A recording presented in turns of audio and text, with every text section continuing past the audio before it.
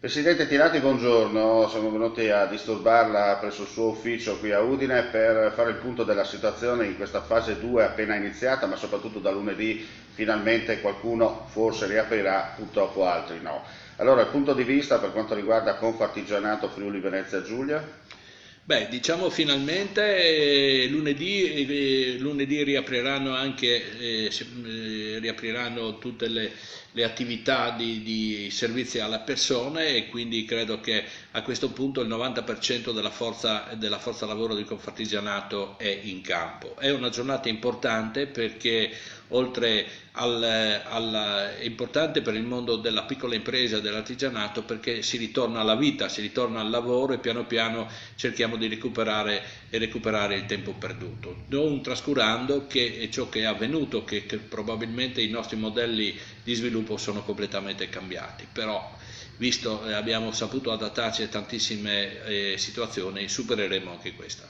Senta, promettere non costa nulla, no? Si dice, forse un mal di pancia. Fare è il problema, no? Mettere in pratica.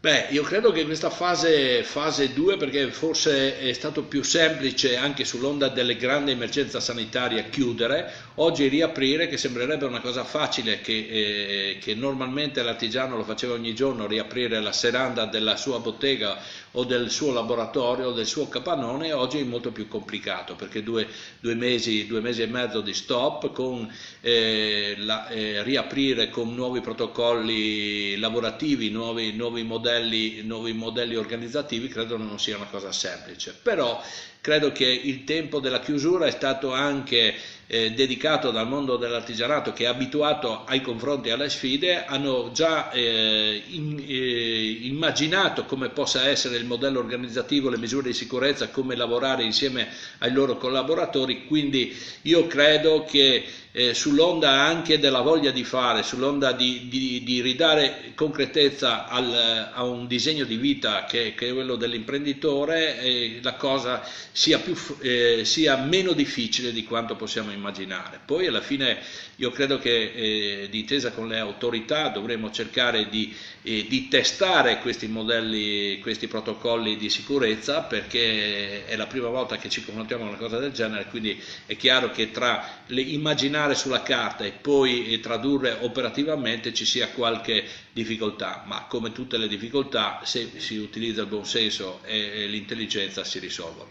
Senta, molto spesso si paragona questo Covid-19 all'emergenza dell'Orcolat nel 76 in Friuli. Le due cose potrebbero in un certo senso viaggiare a braccetto, però forse i tempi sono cambiati, no? No, diciamo che le due cose sono due grandi tragedie. L'una, diciamo che ci ha lasciato sul campo 1000 morti, una serie di devastazioni, ma contemporaneamente aveva tracciato la strada quella che doveva essere. Tu avevi capito prima che dovevi ricostruire i luoghi del lavoro, cioè dovevi ricostruire le case, le chiese, tutti i centri di aggregazione. Quindi c'era una devastazione provocata dall'Orcolat e tu dovevi comunque trovare le risorse e la voglia di reagire. Questo è un nemico invisibile che non ha distrutto le fabbriche, non ha distrutto le famiglie, ma ha distrutto il modello sociale e il modello economico sulla quale avevamo creato gli ultimi anni di sviluppo e anche lo sviluppo post terremoto. A differenza poi, a complicare le due situazioni è l'eccesso di burocrazia e di norme che, se oggi dovessimo ripensare una fase di ricostruzione del terremoto con l'attuale normativa, con l'attuale burocrazia, non saremo in grado di ripetere quel miracolo. Difatti ciò è dimostrato dal fatto, andiamo a vedere purtroppo nelle zone del centro Italia, che ancora le macerie non sono state rimosse perché non siamo stati in grado ancora di codificarle o qualificarle. Quindi diciamo due momenti diversi, due approcci diversi, cioè due effetti diversi, e credo che hanno in comune una cosa: la voglia di risorgere, la voglia di fare. Credo che questo sia il comune denominatore che ci consentirà di riprendere. Non sarà facile, non sarà breve, perché dovremo riadattare mettere nelle condizioni delle aziende che avranno sicuramente maggiori oneri nel lavoro di trovare delle soluzioni per adeguare anche i ricavi. Senta, da cronista chiaramente le faccio questa domanda, all'epoca però avevamo anche uomini, persone, politici, tutto maiuscolo, oggi?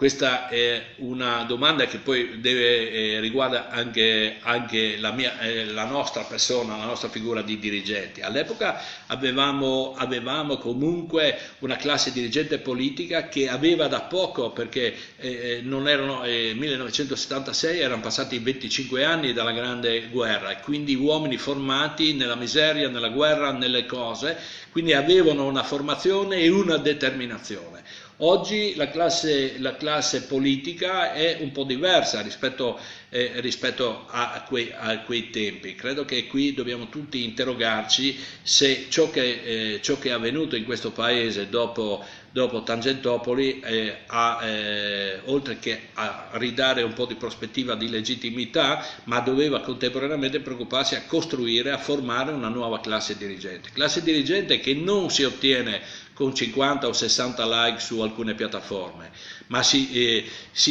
attraverso scuole di pensiero, attraverso esperienze fatte negli enti locali, nelle associazioni di volontariato, e da lì viene la selezione per la futura classe politica, perché oggi essere un grande politico vuol dire saper decidere facendo meno errori possibili, creando consenso e non divisione, come sta succedendo in questo momento, guardando all'interesse generale, che una volta trovato l'interesse generale gli interessi particolari si innescano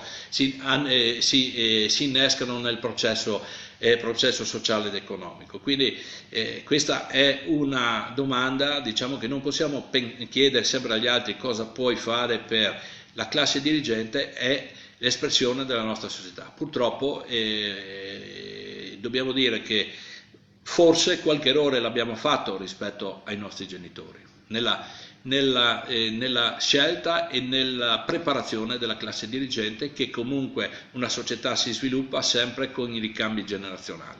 Presidente, grazie e buon lavoro. Grazie a voi e grazie per l'impegno che avete dimostrato in questo periodo, cercando di tenere unito distribuendo le notizie, ma cercando in modo non catastrofico, e cercando di creare un clima di coesione e di solidarietà. Grazie.